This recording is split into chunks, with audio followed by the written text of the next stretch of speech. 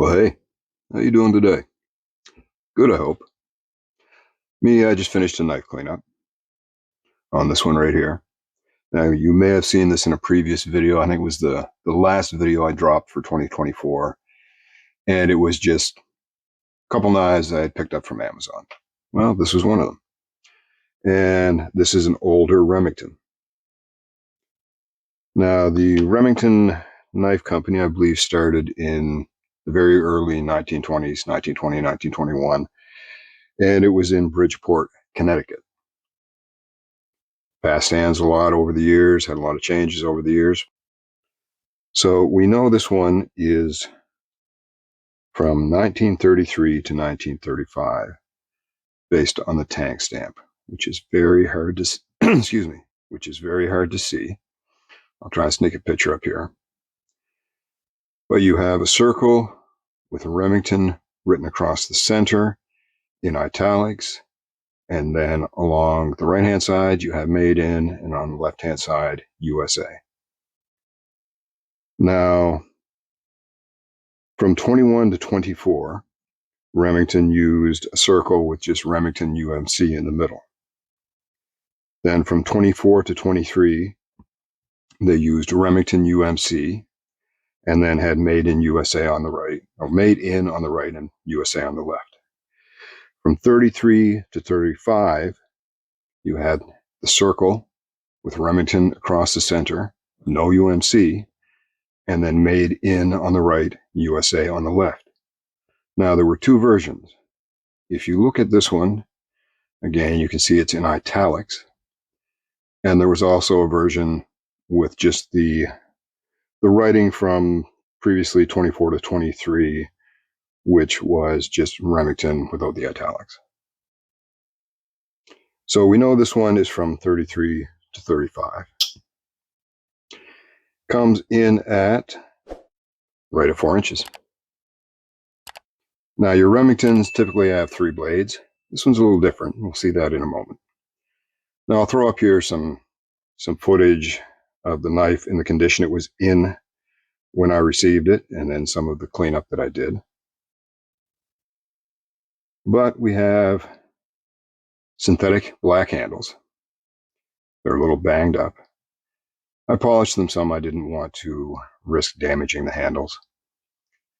Very cool acorn shield, probably nickel silver. Pins look to be nickel silver, perhaps steel. Nickel silver bolsters. Steel back springs with brass liners. You can see everything is nice and tight here on the back. Now, one issue I had with the plastic handles was they were separating bad here. I went in, dug out all of the pocket lint and debris that was in there, and then just used some epoxy to seal them back down. So they should hold for a good long time. So, as is common with the Stockman, your main blade is a clip point. And you've got a slight swedge on the top.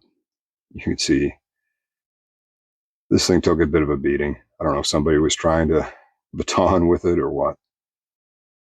The blades were pretty scratched up and tarnished. I cleaned them up. I didn't want to go crazy removing scratches because it's an older knife and the blade has seen some use, and I didn't want to thin the material out too much. So I just kind of smoothed them over. Put a new edge on it. That blade comes in at just about bang on 3 inches and about a 2 2/3 cutting surface, I would say. Got some of the snapback. No half stops. Decent snap to the close. Now your second blade, which is common to a Stockman, would have been a spade blade. Now you can see this one has seen a lot of use. A lot of people don't like spade blades on a modern Stockman. You're typically, not too many people are going around spaying animals, so I can see that, but This one got a lot of use.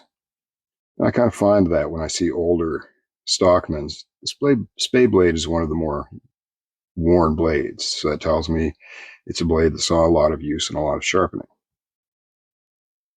It's a little blunted towards the tip, but you want that with a spade blade. That was the whole purpose of clipping off that tip.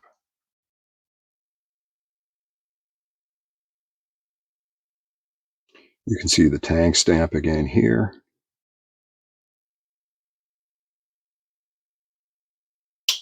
Again, we got some nice snap back there.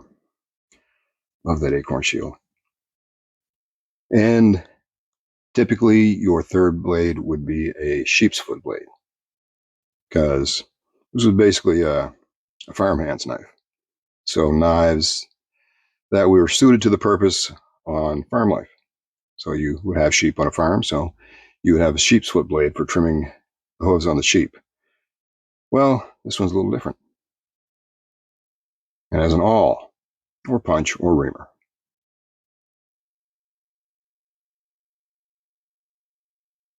I don't think we have our tang stamp on this one. If we do, it's very faded. Some nice snap back there.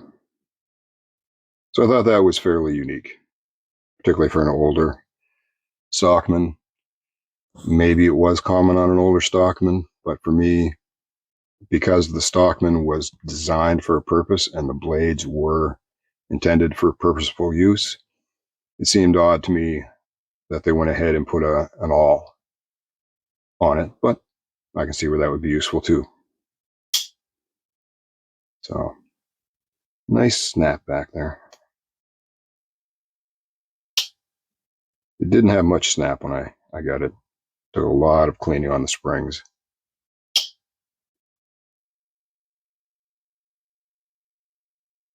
Gave everything a good polish on the springs. Still a few nicks, but like I say, this, I won't say abuse, but this knife saw some use and a lot of pocket time probably. Just a nice old knife. This knife's almost 100 years old and still shows its craftsmanship. A lot of knives made well after that. You're not going to find that kind of spring with, that kind of snap. So great little knife. Nice historical piece. I love that acorn shield. I don't know what their purpose was for putting an acorn shield on it, but I like it. So that's the knife all cleaned up. Anyways, folks, that'll be it for today. I hope you enjoyed the look at this old knife. And it's one I'm glad to have in my collection. And that said, you all have a great and awesome day. And like I always say, if it's a rough one, the day is getting you down, your problems are stressing you out, go for a walk in the woods. You'll feel better. It's just a quiet, relaxing, peaceful place to be. And you know what? Take a knife with you. Might just come in handy. You all take care.